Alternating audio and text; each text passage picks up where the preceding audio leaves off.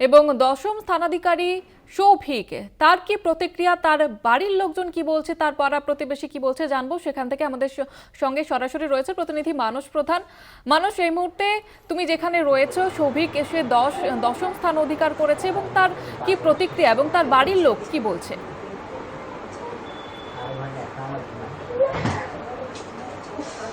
দেখো জয়িতা, তোমাকে প্রথমে বলে রাখি যে কাকদ্বীপ বিধানসভার যে সুন্দরবন আদর্শ বিদ্যা মন্দির, সেই বিদ্যা মন্দিরে যে সৌভিক যে দিনটা রয়েছে, সেই সৌভিক দিনটা কিন্তু দশম স্থান অধিকার করেছে দক্ষিণ চব্বিশ পরগনার মধ্যে।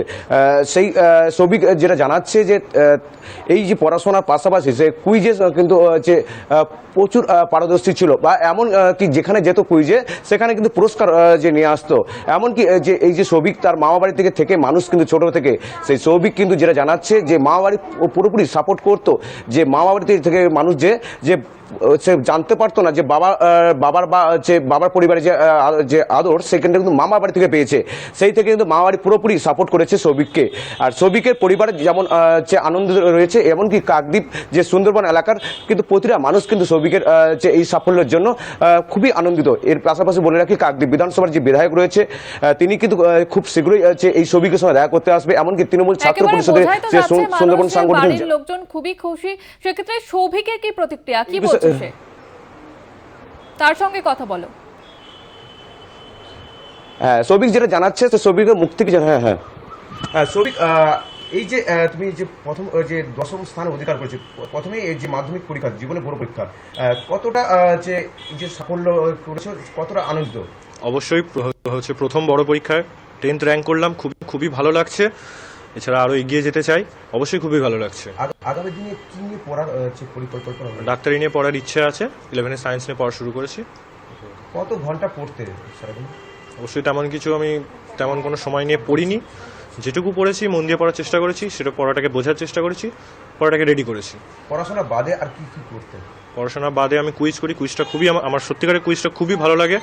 আর এছাড়া আমি খেলাধুলা করতে ভালোবাসি, খেলা দেখি আমি খুবই ভালোবাসি, গান শুনতে ভালোবাসি, সিনেমা দেখি।